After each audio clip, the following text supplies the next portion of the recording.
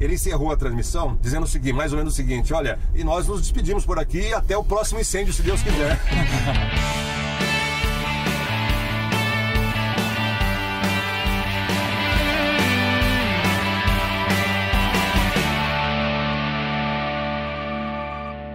E aí? Bom dia. Tudo certo? Tudo bem, tranquilo? você? E aí? Tudo bem, Vinícius? Tudo certo. Tudo em paz. João, quem é você? Conta pra quem tá assistindo. Às vezes tem gente que não te conhece. Quem é você? É João? verdade, não, tem muita gente que não conhece, né? Eu sou um rapaz latino-americano, sem dinheiro no banco, sem parentes importantes. Ah, duvido. Vindo do interior de uma cidade próxima aqui de Bauru, de Bernardino de Campos. Ah, legal. E tô aqui há 38 anos já, exclusivamente dedicados ao jornalismo. Sim. E a constituir uma família e, enfim, a interagir aqui com a sociedade bauruense, que a gente aprendeu a gostar muito, né? Que legal. Como que você tá até hoje no JC, né? E como que você começou no JC? No JC faz 25 anos. 25. Eu antes estava na Rádio 96 FM, que é do mesmo grupo. Sim. E fiquei lá durante mais ou menos 4 a 5 anos, exclusivamente lá. Isso quando a rádio ainda era no Parque São Geraldo, antes de pegar fogo, né? Antes de virar antes de dizer que aquela rádio era fogo. Sim. E aí fiquei um tempo lá e depois, durante 2 anos eu fiquei na rádio e no jornal. No jornal eu cheguei em 1994 para fazer a editoria de política, como editor inicialmente. Sim. Depois... Na 96 você falava ao vivo ou era mais uma coisa mais bastidores? Falava sim.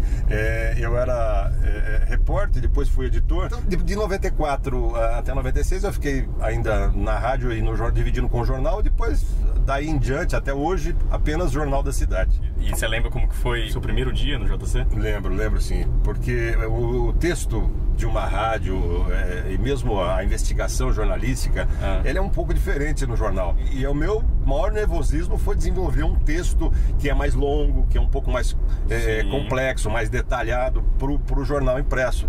Eu não tinha a certeza de que faria um bom texto, de que faria uma reportagem, né, com todos os detalhes que ela requer, com os personagens, com aquilo que a gente chama de box, né, que são os textos menores, Sim. as submatérias. A rádio não, a rádio é um texto rápido, né, em geral. Ele é mais rápido e também ele é mais imediato, né? Você tem que jogar ele mais rápido. O que deixa a gente nervoso na rádio é o ao vivo, né? O ao vivo, exato. Ao vivo, na rádio, na TV, enfim. E a gente tem experiências na rádio, inclusive, de coisas engraçadas ao vivo, né? Você lembra de alguma? Eu lembro.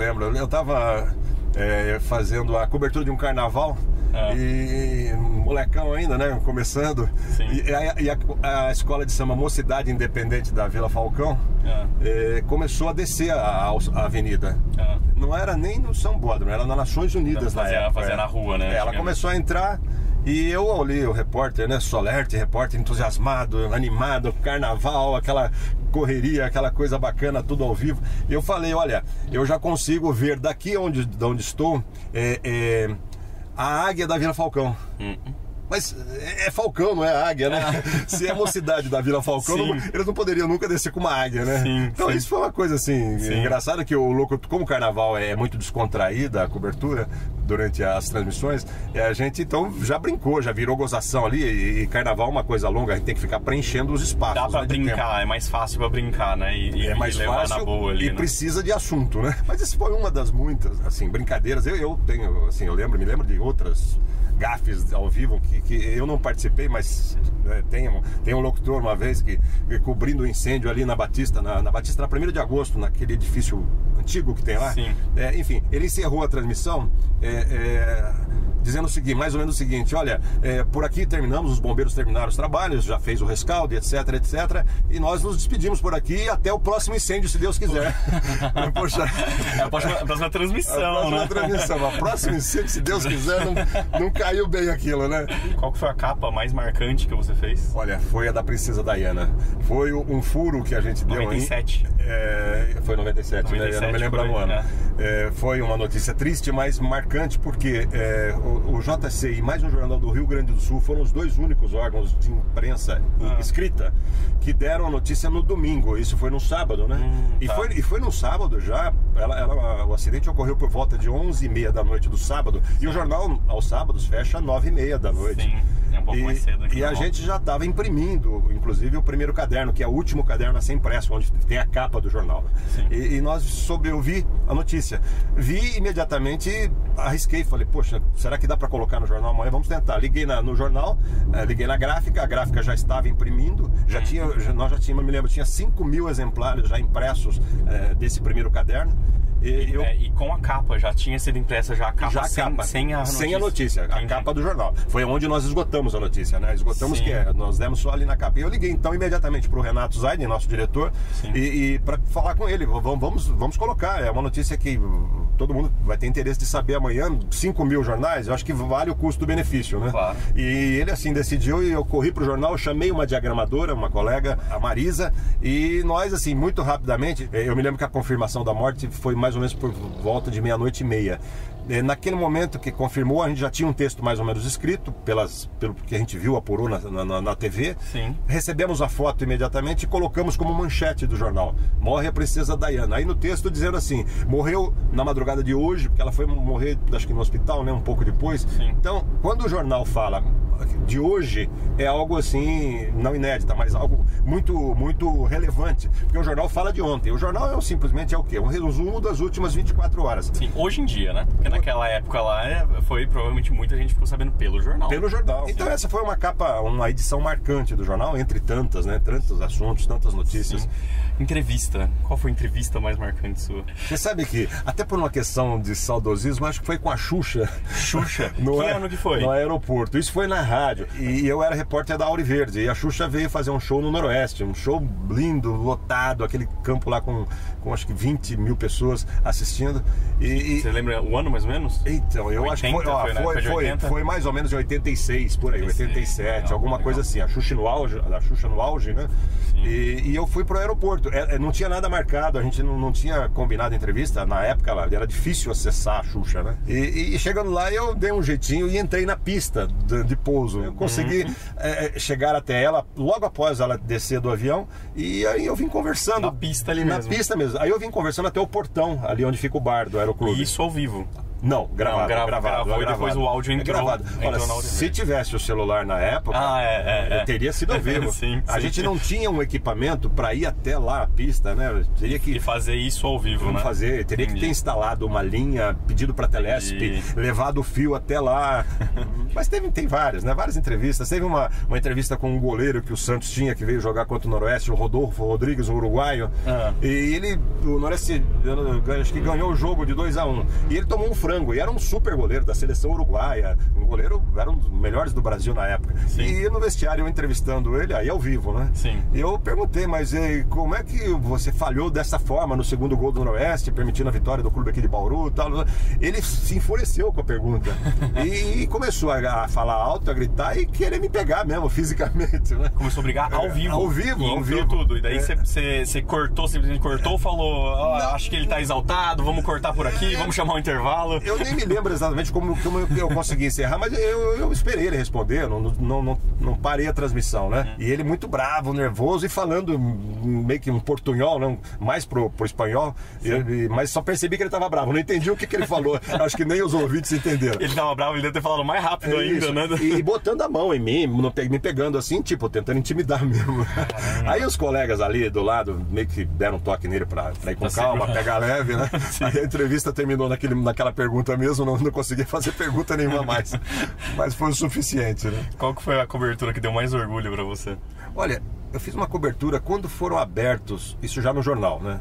Quando foram abertos os arquivos do DOPS, com os nomes que durante o período militar foram investigados, foram presos, alguns até torturados. Quando abriu esse arquivo lá em São Paulo, eu combinei com a nossa editora, eu era editor de política do jornal na época, e eu fui a São Paulo, combinei com a Maria Antônia, editora, e fui a São Paulo para tentar encontrar nomes de Bauru nesses arquivos do DOPS, né? Entendi. Curiosamente, encontrei até o meu lá, da época de estudante, porque a gente fazia política estudantil no diretório acadêmico, e todo mundo naquela época era fichado, né? Isso não foi o principal da matéria. O principal da matéria foi ver ali, por exemplo, o Tidei de Lima, até mesmo Roberto Purini, e outros nomes aqui. O Tidei e o Roberto Purini na época tinham mandato, e outros nomes da política bauruense, tanto anteriores quanto contemporâneos daquele momento, né? Isso já foi 95, 96, alguma coisa assim. E essa matéria saiu? Essa matéria saiu, foi publicada em 2 páginas, eu me lembro. Uma matéria grande, eu peguei as fichas e ali dizia, né? O que cada um desenvolvia, o que cada um fazia, que era considerado suspeito ou subversivo, sim, ou contra a ordem vigente, contra o regime. E aquela matéria foi, assim, muito marcante na época, porque foi uma revelação, né? Ninguém sabia. Sabia-se, sim, que muitos políticos haviam sido perseguidos, presos, alguns torturados. Isso se sabia, mas não se tinha as histórias contadas ali na ficha mesmo, escrita pelo policial, né? Pelo militar que fez as apreensões, que interrogou. Isso foi uma matéria estava só na fofoca, só no que sabia, no que falavam, e depois que foi aberto documentalmente mesmo, exatamente, né? Qual que é a sua maior inspiração no jornalismo? Pode falar um de Bauru, pode falar sei lá, nacionalmente ou internacionalmente também. São vários. Nós temos muito bons jornalistas em Bauru, muitos bons jornalistas no país, no mundo. Olha, eu não digo que seja a única inspiração, mas eu gosto muito e aprendi muito e me inspiro ainda hoje no Zarcilo Barbosa, pela sua inteligência, pela sua capacidade de argumentação, pelo seu texto. Eu tive muito aprendizado também no início da carreira com o Silvio Carlos Simonetti, o Sica. O saudoso Sica. Trabalhei com ele. Você trabalhou no 94. Né? Um homem muito inteligente, muito sagaz, com uma sensibilidade muito aflorada, né? Foi um nome também que me marcou bastante aqui em Bauru. Os meus colegas de jornal da cidade, muitos deles brilhantes, alguns até já hoje trabalhando em rede nacional. Nacionalmente, eu não sou assim de ser fã de tietar. Eu gosto de, assim, eu procuro ver nas pessoas, mesmo nas pessoas que não têm relevância ou fama, ou que não são tão festejadas, sempre você tem alguma coisa para assimilar, né? Eu gosto por exemplo, da televisão do William Vac, apesar daquela bobagem que ele falou, né? Que acabou se queimando, mas eu gosto da capacidade dele de argumentar também, de discutir os assuntos. A gente vai ficando mais velho, a gente vai tomando gosto pelo conteúdo mais aprofundado, pelo lado mais crítico e não tanto pelo furo, observador, não tanto pelos fatos, mas pelo furo, mas sim pelo cara que desenvolve mais e consegue mais conteúdo, que né? consegue fazer uma boa entrevista com profundidade, com raciocínio, que te abre, que te lança luz, que te abre a mente para aquela questão, né, que está sendo discutida. Então eu gosto desse tipo de jornalismo hoje. Claro, eu já gostei mais, como você disse, do furo, né? Enquanto repórter. Hoje eu gosto muito de análise, né? Eu gosto muito de interpretação, e eu acho que inclusive esse é um papel importante que cabe ao jornal, né? Trabalhar com a interpretação no dia seguinte dos fatos. Hoje em dia, principalmente, eu acho, né? Porque hoje está tudo muito rápido. A pessoa quer colocar muito rápido a notícia e daí acaba ficando uma coisa super rasa, né? Exato. Fica preocupado muito mais com a rapidez. Com a rapidez de dar a notícia rápida, e acaba não tendo tanta profundidade. Os fatos se esgotam muito rapidamente, porque em seguida já ocorre outro. E a gente, no dia seguinte, enquanto jornal impresso, tem o papel de interpretar. E nós caminhamos cada vez mais para isso. Não fazemos isso ainda na plenitude, aliás, fazemos muito pouco ainda, né? Mas caminhamos para o jornal, e é assim que ele vai continuar sendo importante para a sociedade, interpretando os fatos para as pessoas. Os veículos eletrônicos, né, como o seu, por exemplo, informam no dia. No dia seguinte, o jornal interpreta os fatos. Sim, e daí depois coloca e faz uma revisão bem aprofundada, né? Sim, pode dar sequência, né, aprofundando o debate. Tem a investigação, principalmente, que é a razão de existir do jornal é a investigação. O jornalismo investigativo, até meio redundante esse termo, mas ele é a grande...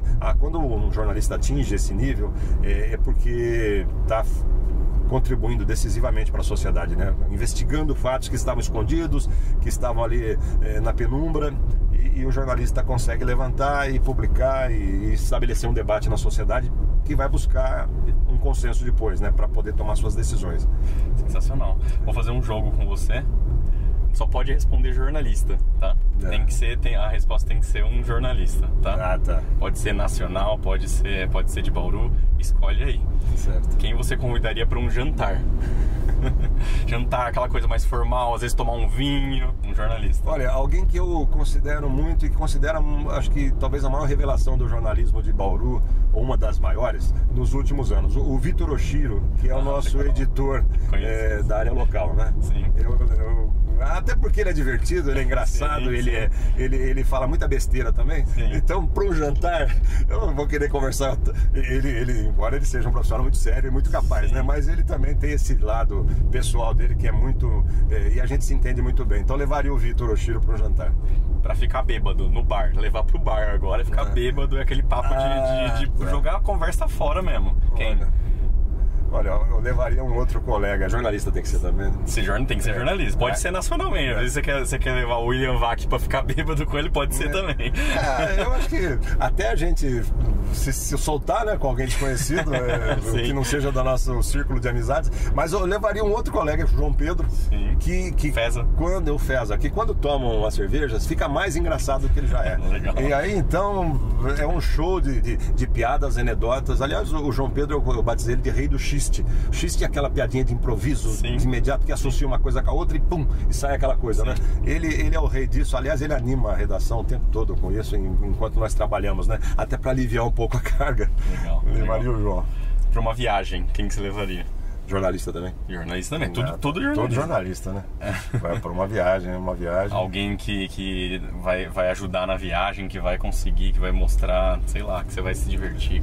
É jornalista em atividade ou pode ser? Pode ter morrido até já, alguém que faleceu então, já também. A minha mulher é jornalista. Sim. E eu gosto muito desse lado dela, embora ela não pratique hoje. Então, para uma viagem, eu levaria a Fabiana Teófilo, minha querida esposa, claro, que é jornalista e trabalhou no jornal uma época, inclusive. E quando a gente viaja, a gente conversa muito, a gente interage muito, é claro que com as coisas do casal, mas também com as coisas do mundo, com as coisas da vida. Então ela seria uma companhia ideal para uma viagem e ela é jornalista, né? Legal. É um pouco suspeito, mas... Puxou uma sardinha pro lado dela. Preciso. Pra passar o Natal. O Miguel Daré. O Miguel Daré, pela sua sensibilidade social, pelo caráter humanista que ele impregna em sua vida, em suas atividades diárias, né? E ele e o Júnior, que é o irmão dele, eu acho que seria a companhia ideal. Aliás, o Júnior, o irmão, já esteve conosco numa ceia de Natal, enquanto o Miguel foi fazer a cobertura social dele. O Júnior ficou conosco, né? Você conhece o Júnior? Sim. Mas o Miguel Daré seria a pessoa ideal entre os jornalistas para uma ceia de Natal. E debateria sobre política. Um jornalista que você debateria sobre, que você queria, que você sentaria para debater ao vivo ou às vezes no particular. Não pode ser dois, né? Pode ser dois, vai lá. Então, eu levaria os meus dois colegas de política do jornal hoje, que são o Nelson Gonçalves e o Tiago Navarro. Os dois são, assim, apaixonados, envolvidos e estão num ponto de cada um na sua época, né? O Nelson um pouco mais veterano, sim, o Thiago ainda no início, pode-se dizer, de uma carreira, né? Apesar de já ter pelo menos 7 anos, 6 anos, eu não me lembro ao certo, mas os dois, sim, são entusiastas da discussão política, veem muita importância nisso, muita relevância e discutem com seriedade, com equilíbrio, com bom senso. Às vezes quando um passa, o outro puxa, né? E a gente tem isso também, né? Muitas vezes nós passamos dos limites e nós temos essa interação. E dá uma equilibrada para não ir muito longe. Exato. E aí então nós interagimos assim, no dia a dia, né? Então eu não poderia deixar de discutir, de levar para discutir política o Nelson e o Thiago, que são aqueles com quem eu já discuto no dia a dia e isso faz com que a gente retrate para a sociedade, pelo jornal, os fatos que a gente considera mais interessantes, aqueles que não são demandados também. São duas pessoas que sabem fazer política no jornalismo. E por último, quem você entrevistaria? Jornalista. Jornalista também. Você sabe que eu acho que eu entrevistaria o Vinícius Paraíba sem querer fazer média.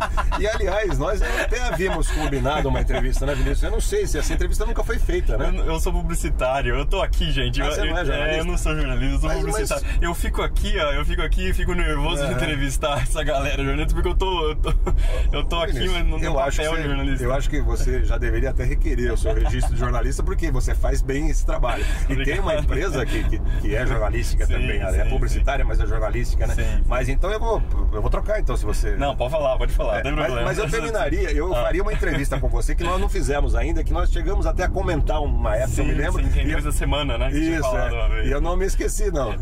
E nós vamos fazer essa entrevista mesmo. Vamos. Mas então, para pegar um jornalista, eu acho que o Luciano Dias Pires, viu? O seu Luciano Dias Pires é um jornalista que completou agora 90 anos de idade. Isso, 90, né? 91, eu acho. 91. Mais ou menos isso, acabou de fazer. O vigor com que ele entra naquela redação, com que ele trabalha com o Bauru Ilustrado, com que ele discute os assuntos, é muito forte, é muito interessante, é um exemplo para as gerações mais novas que estão ali vendo, né? O jeito que ele chega quase que diariamente ao jornal e discute um assunto, discute outro, mesmo aqueles que não são do Bauru Ilustrado. Sim.